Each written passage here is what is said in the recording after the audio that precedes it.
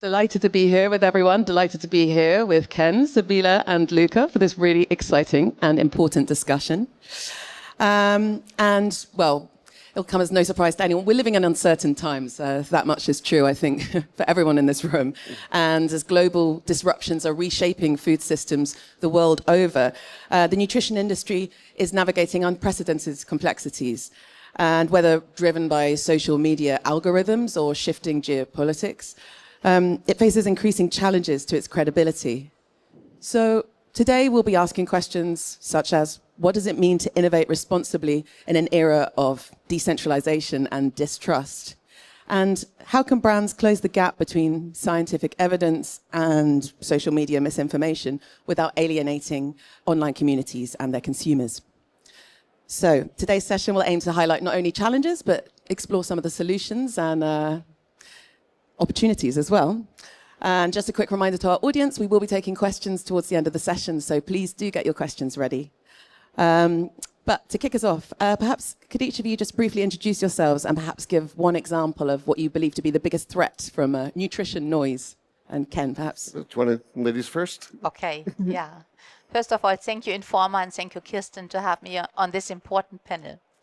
My name is Sibylle Buchwald-Werner. I'm the owner of New Day, and New Day supports companies to get their ideas, their science, their innovations transferred into products which are profitable and interesting also for investors. I have 25 years experience from innovation ingredients to health brands, and I can tell you in this time I have seen a lot that trends were quicker than science, and I think this is my biggest threat, because then it's very difficult to bring trust and loyalty to consumers. My name is Ken Israel. I am a co-founding partner and the head of the nutrition practice at Beyond Brands, a US-based consultancy that helps food, beverage, dietary supplement, body care, and textile companies come to market with innovative, passion-driven ideas. I've been in the industry for about 35 years. I work in regulatory affairs and product development. And I think that I'm really concerned about conspiracy and hype getting out in front of credibility, science, and sound decision-making. We're living in an age of distrust, and hopefully today we can dispel some of this. Thank you. Luca? So, thank you. My name is Luca Bucchini, and first of all, I'm chair of ESTA, the European Specialist Sports Nutrition Alliance, the trade group for sports nutrition. And also I am professionally managing a consultancy called Ilobates. We help companies bring products to the market in compliance, so with their regulatory work. In terms of your question, I think, I'm aligned with what you have said. The biggest threat is not a specific issue. It's really the challenge to the nutrition science, to the idea of how we define evidence, how we found trust in the nutrition community, in the nutrition consensus, which I'm not arguing is always correct, but in the idea that you need studies, evidence to be trusted. So it's this fundamental challenge. It is with consumers, but also with policy. So the fundamental challenge is with science, with the trust in nutrition, which underpins our industry in reality. Thank you all so much for sharing those reflections. And yeah, to kick us off, I mean, obviously a lot of our audience will be coming from around Europe. The clue is in the name of the show. But as the saying goes, America sneezes and the world catches a cold. So Ken, Sorry. Sorry to put you on the spot, but I mean, what about this kind of ripple effect of, these kind of sweeping changes to US policy on trade, on tariffs? What are the implications for the nutrition industry? A big question to kick us off. Yeah, well, how much time do we have, really? I don't want to dominate, but the U.S. has had an outsized role in driving change in the industry. Unlike Europe, where if things are not expressly permitted, they're forbidden. In the U.S., it's unless they're expressly forbidden, it's let's go. And that is a fundamental challenge. The last year plus has been very bumpy and rocky in the U.S. Our trade policy has been, I want to say, reeling from side to side, bouncing off the walls, crazy tariffs. It's caused a lot of problems. It's been very disruptive to rational business. It causes big challenges in supply chain. That, coupled with the U.S., I'm going to say, predisposition to go to war all over the planet and cause trade disruption further, is also quite problematic. To me, the two deepest challenges coming out of the U.S. are the massive changes in our regulatory infrastructure. When Trump came into office, we had DOGE, or the Department of Governmental Efficiency, led by Elon Musk, and they basically took a machete to the regulatory infrastructure, getting rid of 1/3 of the employees at FDA and other regulatory agencies. This is causing massive disruption. You don't have a sound regulatory environment when you don't have audits, and you don't have audits when you don't have staff.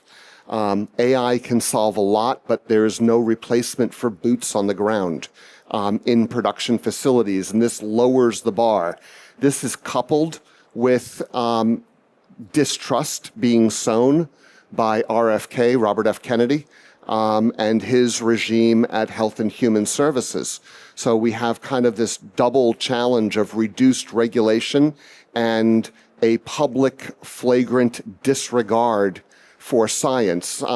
In the days leading to RFK's appointment to the head of Health and Human Services in the US, he was seen on an airplane swilling methylene blue, touting his carnivore diet, rubbing tallow in his face. This is not a man of science. He is not a man of law. He's a man of conspiracy and distrust. And this is, I'm going to say, taking the knees out from the industry. Right now, we're experiencing growth in the US, but the question is for how long? Thank you. And Luca, what about the implications for Europe? I know when we were preparing for this panel, you were talking about RFK and drawing some parallels with the European policymakers. Can you unpack that a bit for us? So I think, thanks for the question. I think there is a part of Europe that has been listening carefully to what is happening in the EU, in the US, and there is also the Commission, European Commission, some attention on what is being proposed in the US in terms of making America healthy again. Maha's a big challenge. Yeah, Talk for hours about Maha. And whether there is something that could be copied in Europe. So I have to say that at this point, I don't think we will get much traction. There is some interest. There is some stakeholders who have interest, but generally I don't think that's the direction that we are going to move into. But on the other hand, in terms of social media and the broader understanding, I think some of the messages that are coming out also of the dietary guidelines, like increasing red meat consumption, those will come to Europe as well. So we are always very much influenced from what happens in the United States, and that will not be no exception. But I think even if we don't see direct effects in Europe, what we see is that people are confused. And if people are looking what is happening, then it's not the right environment for innovations and for development. So it also means it will slow down what we are doing in Europe. Yeah, I can't agree with both of you more in that when you have, for instance, the seed oil free movement getting federal, or I'm going to say voice from federal officials without real data driving it, it's highly problematic. People are abandoning good, healthy foods for foods that have been clearly shown to be problematic in the diet. Maha's well-intentioned. There seems to be a break between Maha, or Make America Healthy Again, and the federal administration. They seem to be at odds with each other. I don't know what this portends. They started off quite aligned, but yeah, there's That and the upside down food pyramid, for lack of a better term. Meat first is it's a challenging proposition. Doesn't really make sense when you're talking about public health or feeding really large groups of people. The food pyramid was designed to support nutrition in schools, the military, large institutions, prisons, etc. This is not practicable for large-scale deployment. Yeah, thank you for that. And a few of you mentioned trust there. I mean, Sabila, we talked about this in the run-up to preparing for this panel. How do trust, evidence, and innovation interact in an increasingly decentralized nutrition ecosystem? Absolutely. I mean, I think a supplement needs to be so good formulated and so wise choosing the ingredient that it just works. So that you don't have to overclaim. So you get a tangible effect that a consumer can feel. And I think strong science is also moving into a credible marketing. But if the science communication is not done right, it fails. And if the marketing can destroy the science if it's not giving trust. So it's very important. And I think you have your ingredient suppliers, but you also have brand owners. And I think it's your choice. If you have a brand, you are the one who select the lead ingredient. And you are the one who can decide if you want to go for a short-term solution, for a short-term trend, or for a science evidence-based solution. And then I think that's so important that you really look into data before you start a product development, because when it's ready, it's too late. And if you then see, okay, sales is not picking up, or it's only bought once and there is no repurchase behavior, then you are afraid people get under pressure, and maybe then they move into overclaiming, or they try to find sideways how to do it. And so therefore I think the original science-based selection of an ingredient is the key point. To echo Sybil's comments, just as much as we're developing kind of a two-tier K-shaped economy in the U.S., in the supplements industry in the U.S., we also have a K-shaped curve. On one hand, we have companies chasing trends, hype, and they tend to be rather short-lived, but you can make money.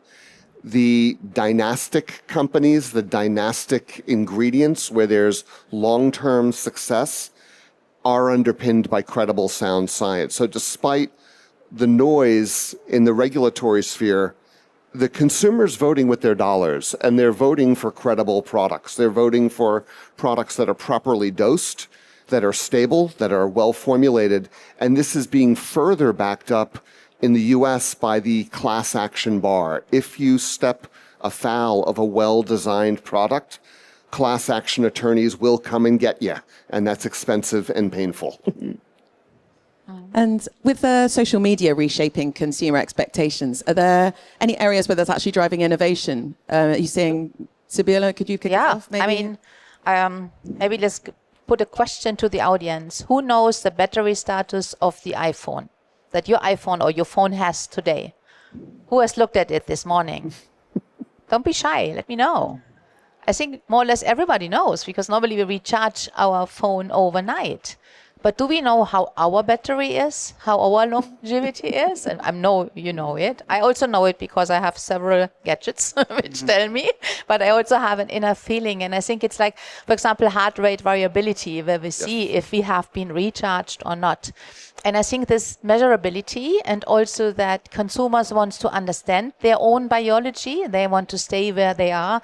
This is the biggest trend. And it started with ingredients and with products for sleep, because sleep could be measured. Now we have this heart rate variability, which is heart health, but also longevity. So I think having clinical trials where you use the typical biomarkers to get your significance results, but also using markers and devices that a consumer later on can measure by themselves, so that they can see things which they cannot feel automatically. I think this is a big trend, and this can apply to several different benefits. Can't agree with you more. I mean, Brian Johnson started this big pursuit into longevity and long-term health, and now, you know, everybody's wearing an Apple Watch, Oura Ring, a Whoop band, heart rate variability. Now, I think the next step is we're really looking at what genes are being activated, levels of methylation. It's becoming quite interesting. Social media has driven the NADH trend with some of the ingredients there, and these have become gigantic opportunities in the market. Also potential liabilities because there's problems and challenges there around CD38. So yeah, we'll see how this pans out. Yeah, if I can add to this, I think social media, of course, they are driving the market. At least some segments of the market are driven by social media now, depending on the countries, and so social media are so important. But and what is important, what I've seen, for example, creatine has grown exponentially. I don't know exactly about the US, but I see many other countries. 100%. Creatine is now everywhere, and social media has played a big role in that, and also in explaining why to take it. And the other example is ashwagandha, very interesting product. Also, a lot of buzz on social media. But what I hear, people do not understand what it's for.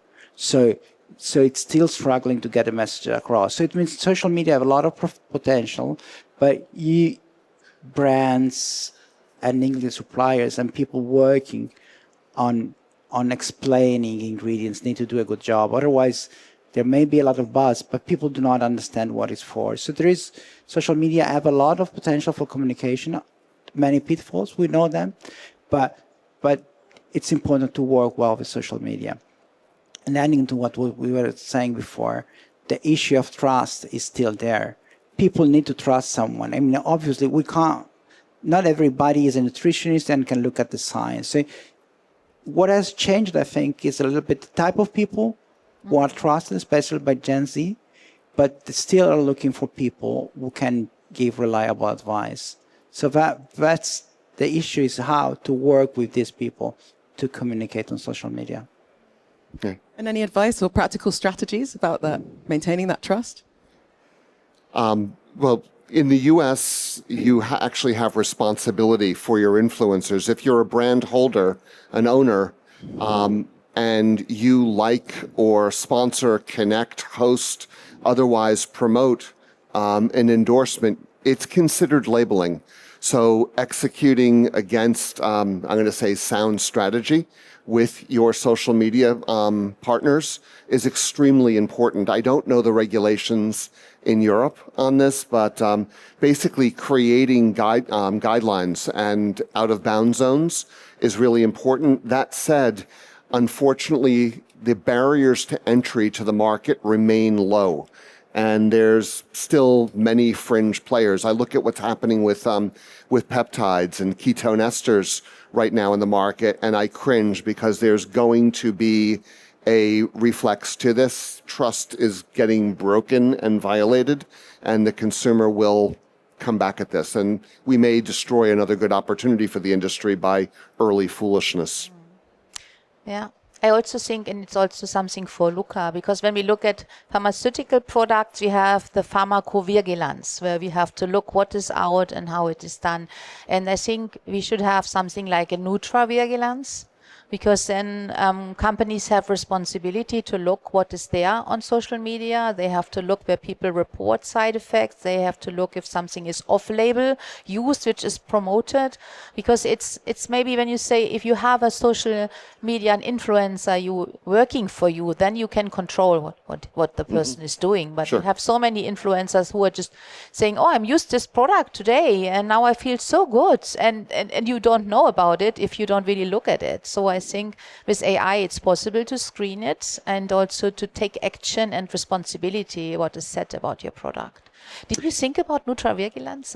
Yeah, of course, it's very important. It's countries have tried. It's a bit, but it's extremely important. So, I think in terms of how to strategies, practical proposal, I think the key is to find influencers or sources of information that are trusted by your target population, if it's younger people, older people. Like, for example, in Italy, like in other parts of Europe, there is this phenomenon of pharma influencers, like pharmacists, that speak about different supplements and so on. But that only targets a certain age group. Other age groups do not trust pharmacists particularly, so that doesn't work. They trust different people. And so you need to work with these people, maybe organizations that are trusted. So what has changed maybe in terms of the past, you would reference to an official authority, and that would be important and useful for a certain group of people, but not for other people. So you have to think about who are the people who are trusted and work with them in terms of influencing consumers.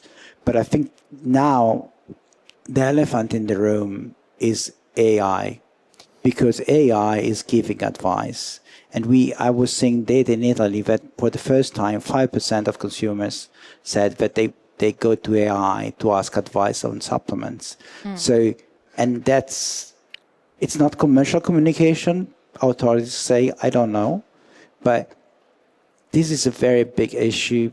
We understand, it's a bit of a black box. How does Gemini get to recommend you a brand or another one? How do you influence that? That's a very big issue. I don't think we understand fully from a legal perspective, but also from a practical perspective. And it's going to be more and more that people ask AI and trust AI to tell them what supplement and what supplements to take. Yeah, I see this with my own children, where I have a 27-year-old son, and he walks around with his iPhone asking ChatGPT for advice on everything, including dietary supplements, even though his dad has been doing this for a little while. I mean, ChatGPT has just opened ChatGPT Health.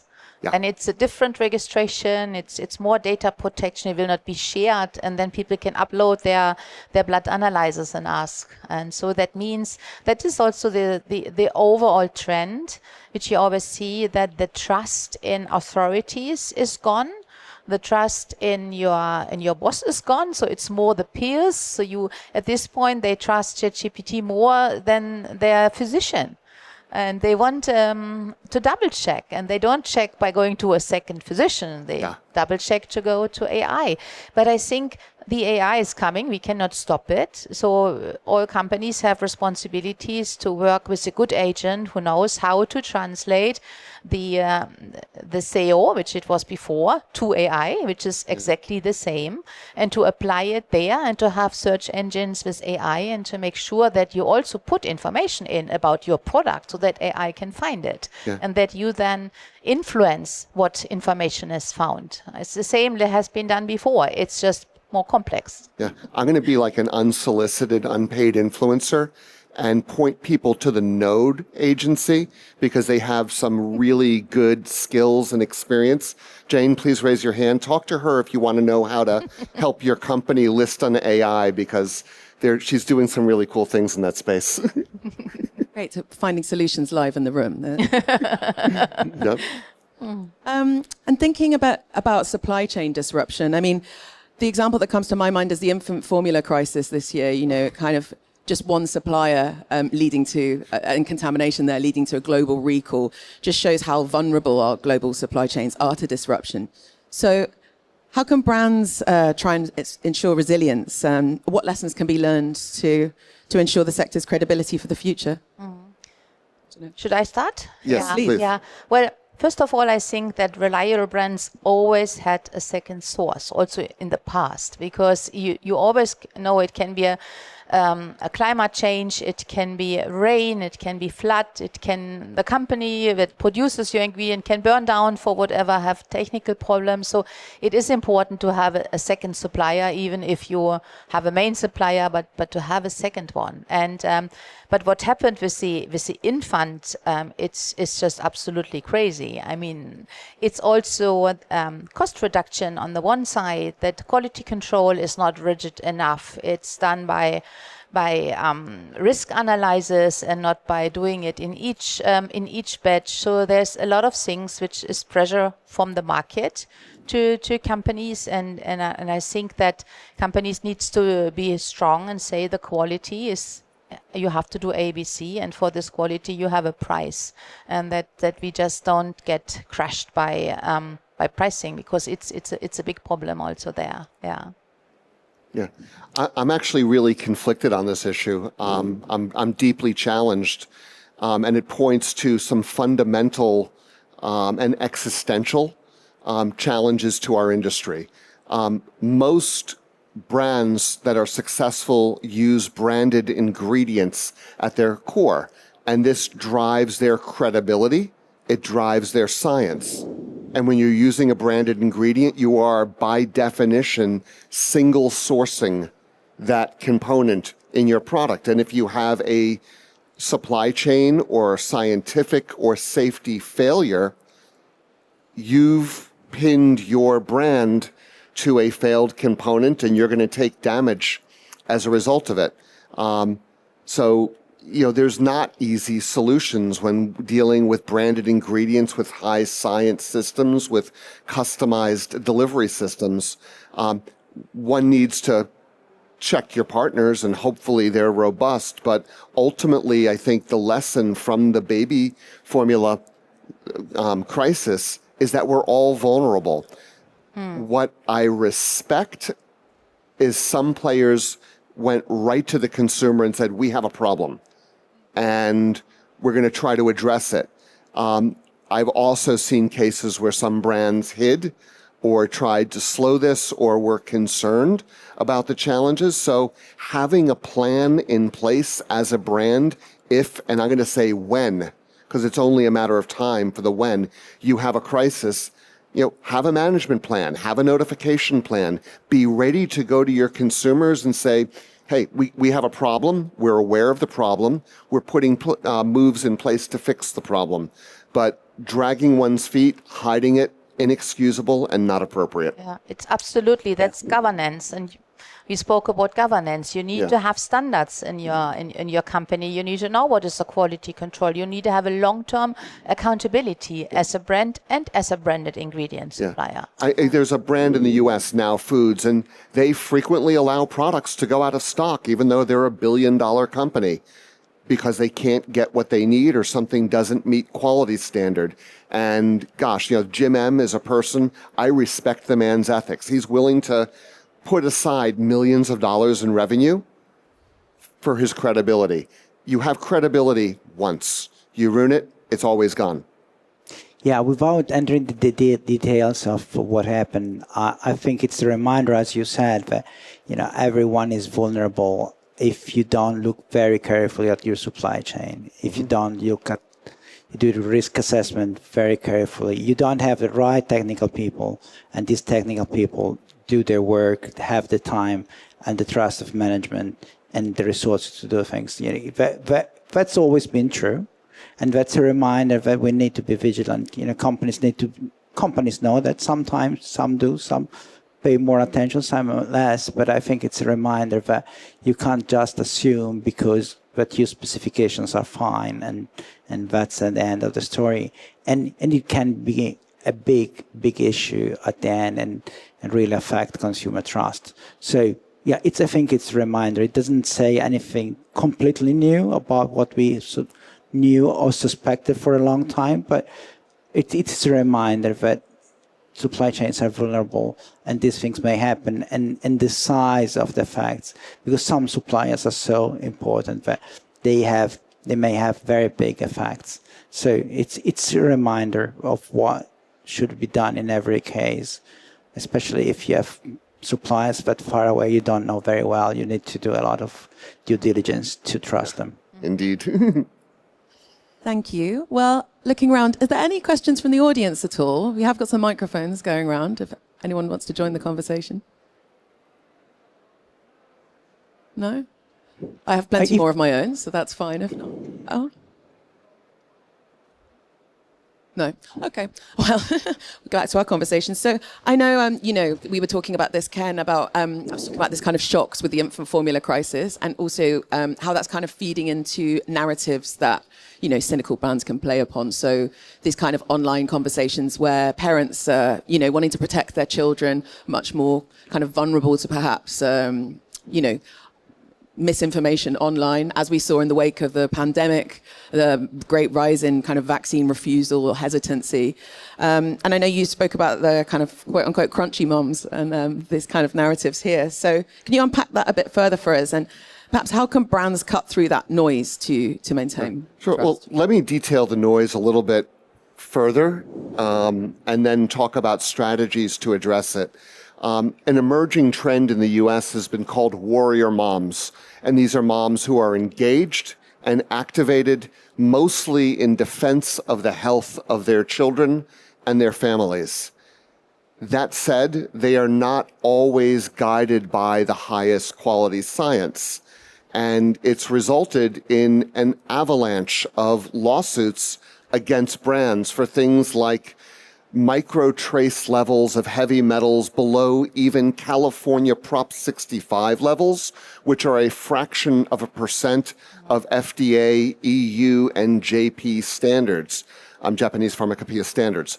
So yeah, your product may have micro trace levels of lead, arsenic, cadmium, and mercury, and then you're besieged with lawsuits in California, and lose millions of dollars in trade. This would be a concrete example. How does a brand wrestle with that? What's a response strategy to this? I think talking science to consumers, hiring and engaging with scientific influencers in support of your brand. And frankly, I see opportunities for the entire industry to respond to some of the standards.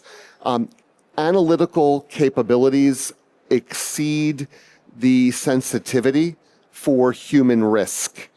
And just because a poison is present doesn't mean it's necessarily poisonous to humans. Another area where this is manifest is in vaccine paranoia.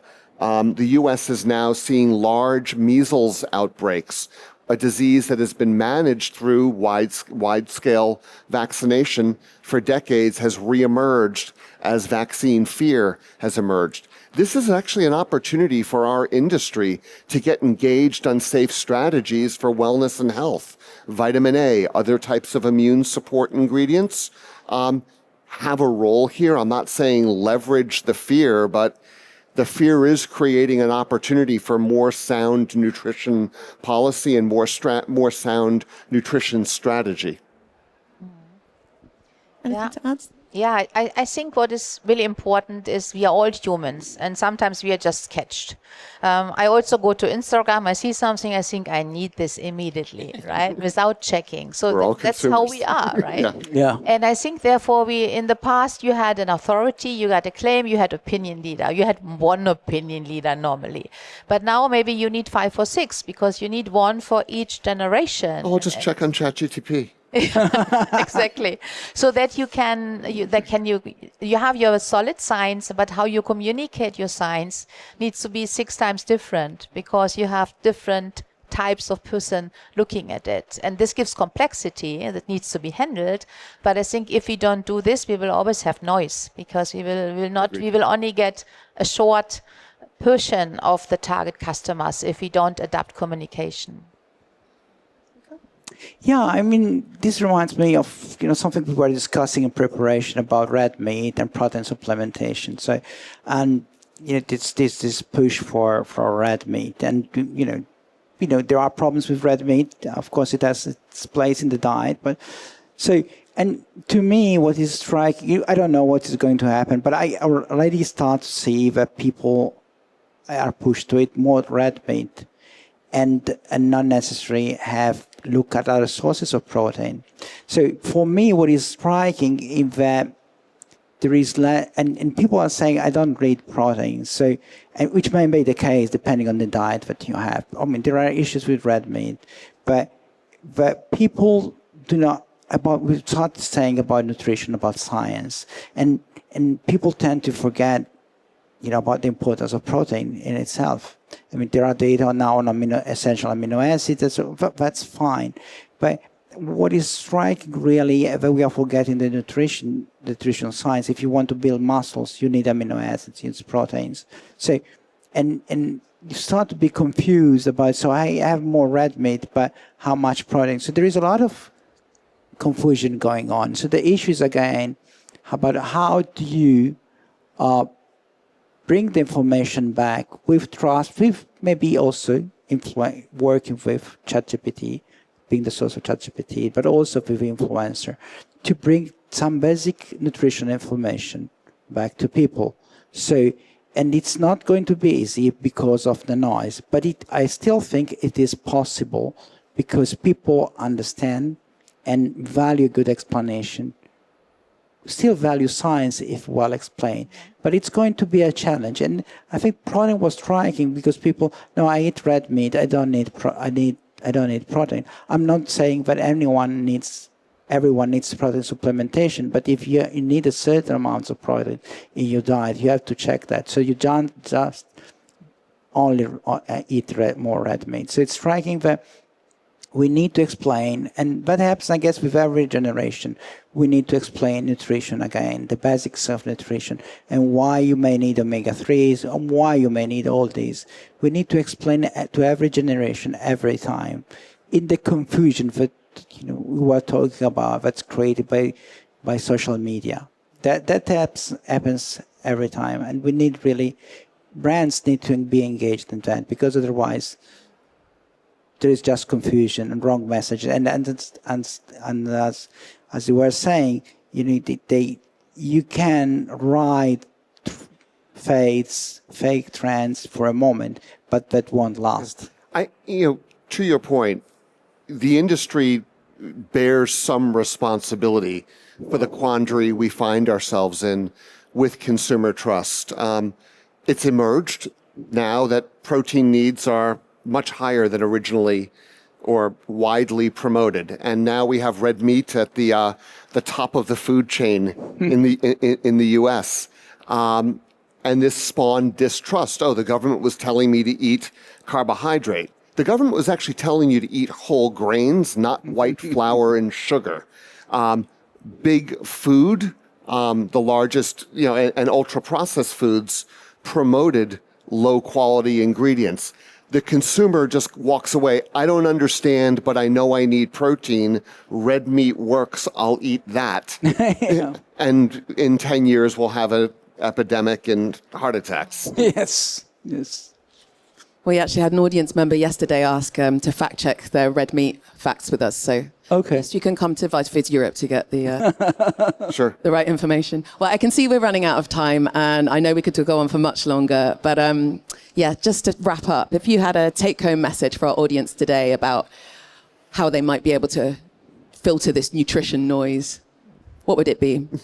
For me, we are the people who can change it, because we are doing ingredients or we're doing finished products. So, and I have written it down because it's so important. So I would say, think about science, because science is giving the trust in a product. Look that your company has the right leadership, because leadership creates the direction. And always think about governance, because governance provides long-term credibility. And I think these are the 3 points everybody should always have in mind. Thank you. Yeah, I think I'm very much aligned. I think start from the science. I think companies do studies. We need to rely on the science. Start from the science, and don't give up hope that consumers will not understand that nutrition science matters. Don't think that they don't trust anyone. It's just a matter of finding the right way, the right people to communicate the facts, and have trust that this in the medium and long term will work. So trust the science and partner with people who can talk to the right audiences. Yeah.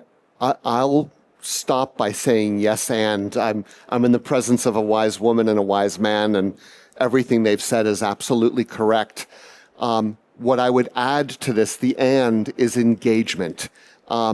We need to engage with our trade associations and our regulatory authorities. At this moment, the FDA is looking at comments from industry on the definition of dietary supplement ingredients and what it includes. We're at a juncture now where we have precision fermentation, cellular agriculture, non-traditional means to get to the same bioactives that the industry has been selling for years. We're being faced with peptides, genetically modified probiotics that can deliver new activities to the body. It's a brave new world. We need to engage with the regulatory authorities as much as possible in crafting the path forward, and we need to engage with our government and our constituents, our customers, in following the science and getting rid of some of the fear and exploding some of these myths in the industry. I think, listen, truth to power. This is how change is accomplished. And I want to thank Informa for kind of going out on a ledge and allowing us to grapple with some rather difficult and sticky issues. Well, on that note, thank you all so much for your reflections today. And thank you everyone for listening. That's all we've got time for.